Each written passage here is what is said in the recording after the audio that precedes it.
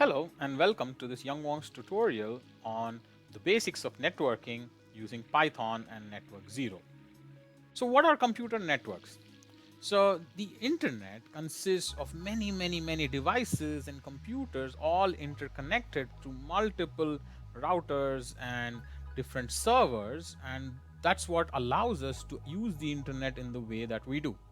And the way that these are arranged is basically a computer network. There's a large network where, for example, if you were to take your own home where you have mobile and you have computers and you have laptops, each of them is then connected to your router, the router that connects to your ISP, the ISP then connects to like a global network and it has different servers, data centers, and you basically get access to all that you get access to due to this large network. And the cloud here shows that it's not just these many but an infinite number of computers, and the way that they interact and the way that they exchange information is essentially what networking is about. And the basics of this is what we are going to learn in this tutorial. Now, the most important concept in networking for us is to know what is an IP address. The IP address is the unique identifier for a computer on a network. You might have come across this number. It's generally 4 numbers separated by a dot. And this is kind of similar to how an address works in regular post, right? You might have a street address, a city, apartment number, a building number, and the combination of all of this forms your address. In the same way, you'll have the address of your server, address of your ISP, address of your computer together forming an IP address, which allows packets of data to know the destination. Now, sockets are essential when it comes to communication over a network because there are many applications that are running on your computer. There may be a game and a game server, there may be a chat and a chat messenger, there may be a browser open, and all of this data comes in through your Wi-Fi. How does the computer know how to distribute this data to the different processes running on your computer? This is done by the use of what is called a port number. So there is a set of numbers which are used to identify different processes and allocate resources to them.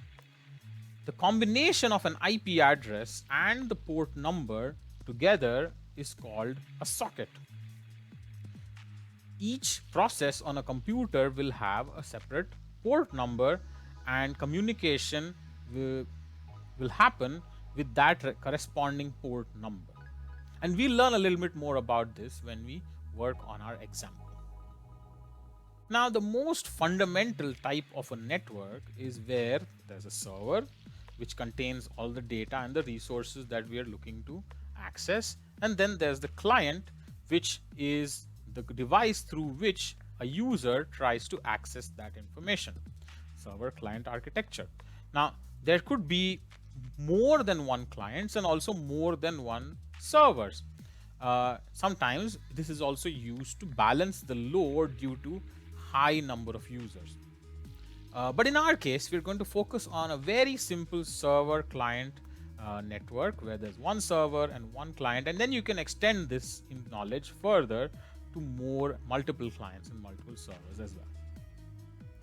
Now, the steps involved in communication between the server and the client is that the server first has to announce itself or advertise or broadcast that it exists and is available, right? And this you might have come across when you look at game servers, and there'll be many lists of servers that are running.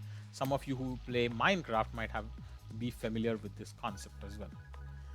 Then it is for the client to then discover. So when it advertises, the client starts up and then discovers, say, oh, these are all the servers that are here, and I can then decide which one to connect to.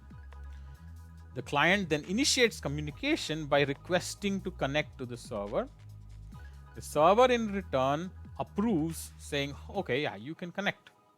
And then a connection is established between the server and the client, and information exchange can begin. Generally, the connection will break down in case one of the ends loses a connection. And generally, there's a timeout mechanism in place so that the connection doesn't persist forever if one side doesn't respond. Now, this brings us to NetworkZero. This is a Python module which makes it very easy to be able to make two programs talk on the same computer or two different computers on the same network, right? And this is very useful for making a network game, or building a robot and sending it instructions, or you getting information from sensors connected to a Raspberry Pi. And we will see how this is used. Okay, so the basics first. The first thing we gotta do is to install NetworkZero, and on Windows you can open up a PowerShell or a command prompt and just say pip install NetworkZero, or on a Linux and a Mac computer you might have to do pip3 install NetworkZero on a terminal. Now, the basic program is for us to test out whether the installation was successful, and then also get the address of the current server. And so you can see you got to import NetworkZero, and you can shorten its name by saying NW0, and then do NW0.address to get the port over which it's communicating and its IP address. And if you print it, you will see the result. Now let's check this out and see how this works. I already have the program written here, and if I run it, you see that my server is at, my device is at 192.168.0.208, and the port number is 57703. The second step in this process is for the server to advertise and the client to discover. So here we have two files. The first file is advertise.py, which advertises a server named my server, and then we have a forever loop which just waits for connections. On the discover side, we have discover all method applied on the NetworkZero object, which gets us all the services that are available. Okay, so let's test this out. So now we have one file named advertise.py and another file called discover.py, and we will run advertise.py first.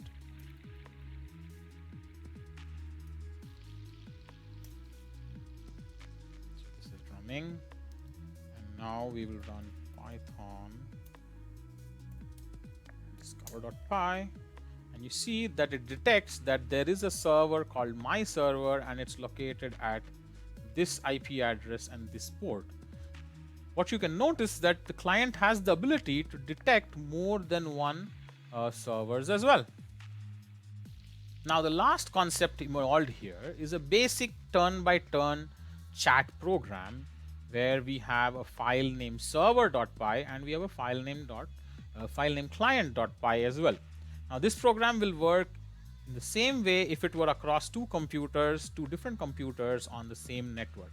And the advantage of having Python is that it works even if there are different platforms. So now you can see the way it works is that the server advertises, and then in a while true, it just waits for messages. As soon as it gets a message, it takes an input and then sends a reply to the same address. Now on the client side, you start with a discover, then it asks for your username, and then it uses that. In a while loop, it's asking for a message, and then it sends the message to the server and also prints the reply. Okay, so let's test this out.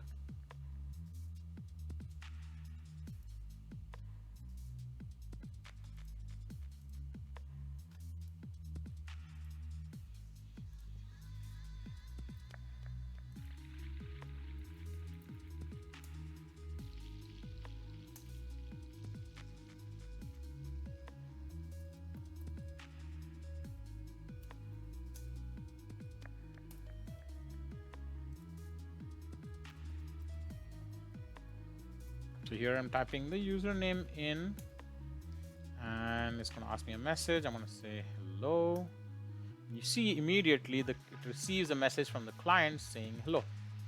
I'm gonna say hi, and you see that the client received a message from the server saying hi, and now it's asking for another message. How are you? Now that goes back over here. We can say I am doing fine. How about you? And this can continue for ongoing, and we can also have more number of clients join in as well and have a chat room. Now that is something for you guys to explore further. Try to look into the keywords IP address, networks, routers, port numbers, and sockets. These are common terms that will be useful to know. And also try to explore further by trying to build a multi-client chat. Also, you can try to have a network game using a Pygame, or even as simple as a tic-tac-toe. And these could be good projects to work on in the future. Thanks for watching. If you have any comments or questions, do share them with us. Just like and subscribe, and also share the video if you find it to be interesting. Thank you.